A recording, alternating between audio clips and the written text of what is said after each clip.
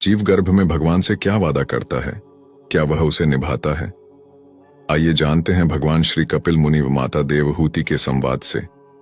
माता देवहूति ने पूछा, मातृ गर्भ में तो जीव को बड़ा सुख मिलता होगा, न सर्दी है, न गर्मी है, न शोक है, न मोह। भगवान कपिल ने उत्तर दिया, यह मत पूछो माता। मां के गर्भ में जीव को जितनी वेदना होती है उतनी न पहले कभी हुई थी उसे और न कभी आगे होगी। गर्भवास समम दुहकम न भूतो न भविष्यति। इतना कष्ट होता है। हजारों छोटे छोटे जीवाणु कीटाणु जो मातृगर्भ में पलते हैं, ये जीव के कोमल त्वचा को काटते हैं। जीव तड़पता है, बिलखता है, पर वहां कौन सुने। यदि मां चटपटी वस्तु का सेवन कर ले तो इसको कष्ट होता है। मां कभी गर्म वस्तु का सेवन कर ले तो इसे दुख पहुंचता है। 7वां महीना आते ही जन्म जन्मांतर के कर्म इसको याद आते हैं और भगवान की स्तुति करने लगता है। तस्योपसन्नम वितु जगदिच्छयातना नातनोर्भुवि चल्ल चरणारविंदम। अर्थात परमात्मा से कहता है कि हे भगवान, एक बार मुझे इस गर्भ से निकालो, गर्भ से बाहर करो प्रभु। आपका ऐसा भजन करूंगा कि फिर कभी गर्भ में नहीं आना पड़े। भगवान कहते हैं, तुम गर्भ में ही स्तुति करते रहो, बाहर आते ही इस कष्ट को तुम भूल जाओगे। जीव कहता है, सत्य कहता हूं, एक बार गर्भ से बाहर निकाल कर देखो, मैं तुम्हें कभी नहीं भूलूंगा।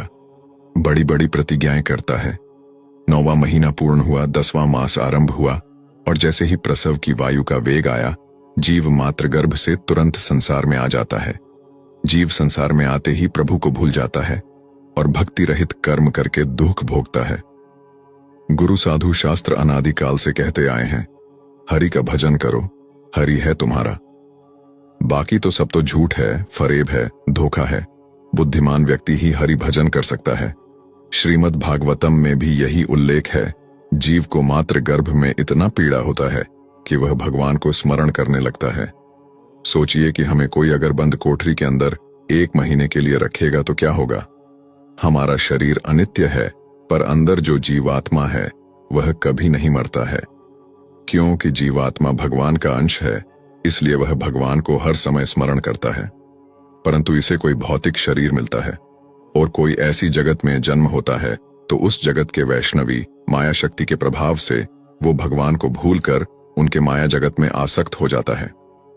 ऐसे ही जब जीवात्मा मात्र गर्भ में होता है तो वह भगवान को स्मरण करता है।